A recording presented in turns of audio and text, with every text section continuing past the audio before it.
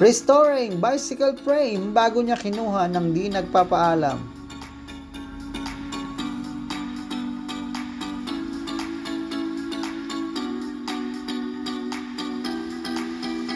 First step po is remove paint using paint and varnish remover. Sa pagtanggal po ng pintura, kailangan po natin ng safety. Kailangan gumamit ng gloves o eyeglasses kasi po masakit po pag tumama sa balat ang paint and varnish remover. Okay, so then kailangan din po natin yan bago po siya, pag kumulo na yung pintura, tanggalin na kaagad using ng steel brush or ng spatula or katulad ng kutsilyo, no? Then after dito, after ko magtanggal ng pintura, primer na ako, no? Ang gamit ko pong pintura dito ay Anzal. Okay? And after po ng nagmix po ako ng spray filler. Naglagay pa ako niya ng anti-corrosion, yung nga lang hindi ko na napakita, no? Ito is spray filler gray na po ang aking nilagay. So yan po ay primer ng Anzal na ang mixing ratio niya ay 3:1:4. So 3 part ng base, 1 part ng catalyst, and 4 part ng thinner. Okay? And yung gamit ko ditong compressor ay 1/4 HP lang. So pag ganon, kailangan po natin bantayan ang hangin natin na hindi po bababa ng 25 PSI. Dito po, after ko mag-primer ng spray filler, nag-mix na po ako ng silver. Ang kulay kasi na ilalagay ko dito is candy tone red. Kaya po kailangan po niya mag-base ng silver. Ang gamit din po ulit natin dito is Anzal na high sparkle course. So ang mixing ratio ulit is 3:1:4. So 3 part po ng silver and 1 part po ng catalyst. Okay, so yan. Now, mamaya ituturo ko sa inyo paano po ang pagsukat ng pintura kahit wala pong mixing stick. Now, ito po, nililinis ko muna ang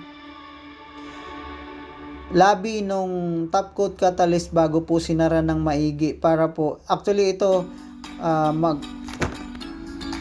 magkakaroon na po yan ng hangin. So, titigas po yan mga ilang araw. Kaya kahit na papano, to prolong, naglagay po ako ng tape. Okay? Then, haluin po natin ng maigi yung ating catalyst at saka yung base. Now, kung gaano karami yung catalyst at saka yung base, ganun din po karami ang ilalagay nating thinner. Yan po yan.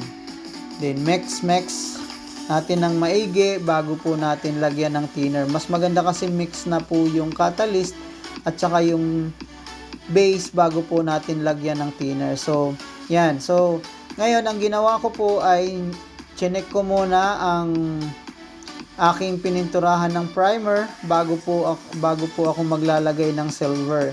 So, chinek ko muna yung mga imperfection, baka may alikabok, tapos may mga particles na hindi po natanggal bago po ako pag bumaon kasi yun sa pintura, magkakaroon po ng bukol. So kaya nilinis ko po muna siya. Okay? Then susunod, ina-apply ko na dyan yung silver. Yan na yun, naglalagay na tayo ng silver. 2 coats po ng silver ang ginamit ko po dito bago po ako mag-apply ng candy tone. So check po muna kasi pag nalagay mo na tong base coat mo na silver at maglalagay ka na ng candy tone red, medyo mahihirapan ka na kung mayroong mga imperfection. So, gaya ng sinabi ko kanina, kailangan po natin bantayan ang ating air pressure po. Dapat hindi siya bababa ng 25, lalo na ito katulad na itong compressor na ganito, 1/4 HP, kinakapos po ng hangin yan. So, hindi po pwede tira lang ng tira kahit wala ng hangin. Kasi magkaroon po ng imperfection like orange peel o yung balatsuha or hindi pantay po yung ating pagkakabuga. At kapag too much naman po yung ating hangin, marami po tayong matatapon na pintura dahil maliit po ang ating substrate, hindi po siya lapad. Okay? So, kailangan po natin tingnan din yan.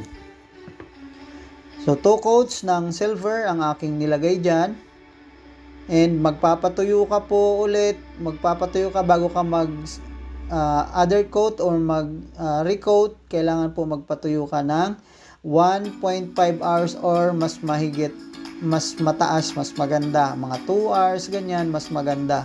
Pero ito yung mahirap dito kasi maliit yung substrate. Tapos mas mahaba yung oras na pagpapatuyo mo. Yun ang ano dito. Kalaban mo dito kasi maliit yung substrate.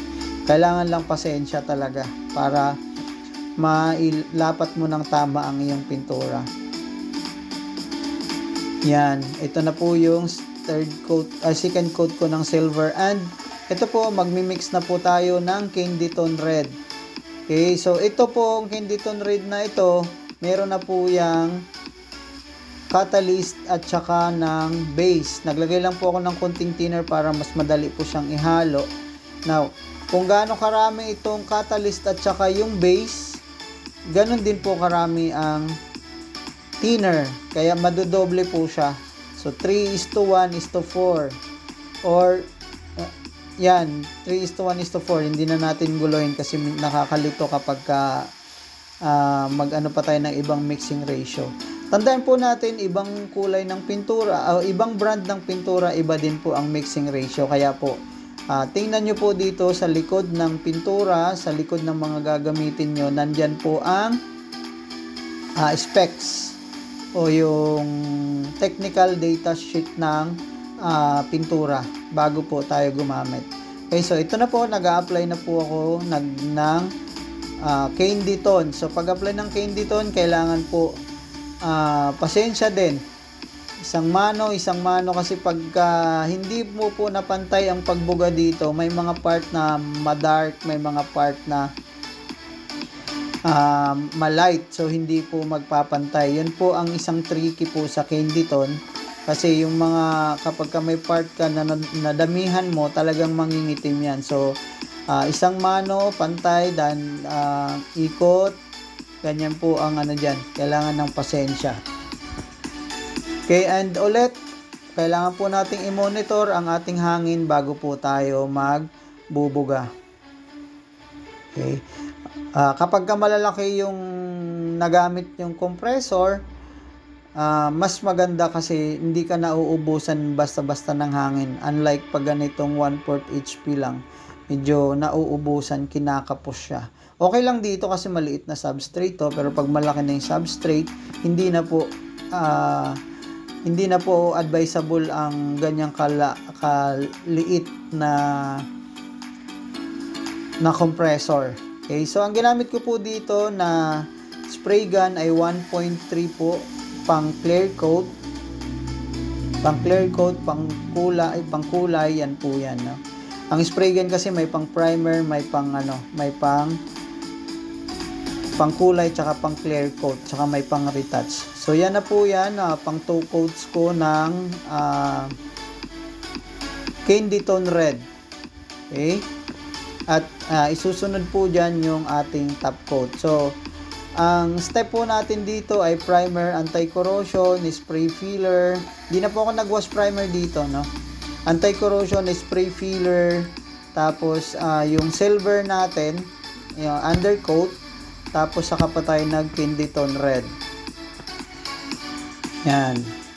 So ito na yung candy tone. Dito, mag-a-apply na po tayo ng top coat. So ginawa ko po, sinukat ko muna para pantay po ang ating paglagay ng pintura, ang mixing ratio niya. So ang ginawa ko dito is 10 cm po ito. So ang kalahati niya is 5 cm. So ito na po ang kabuuan kailangan kong pintura. So therefore, yung kalahati, yan po yung 3:1. So base plus catalyst. So dito po sa kalahati yan. At yung magpupuno dyan hanggang doon sa isang guhit, ayun na po yung thinner. So nadodoble siya. Ulit, ang mixing ratio ay 3:1:4. So 3 part ng catalyst, 3 part ng base, 1 part ng catalyst, 4 part ng thinner. Yan.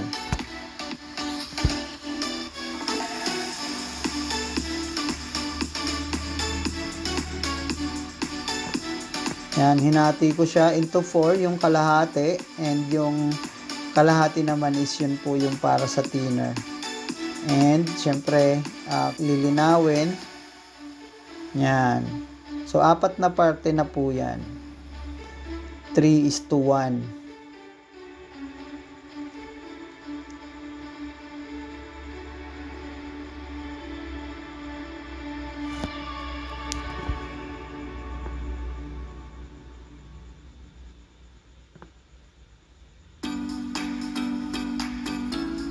Okay, so ready na po siya. Yan, dito na po, nilagay na po natin yung base.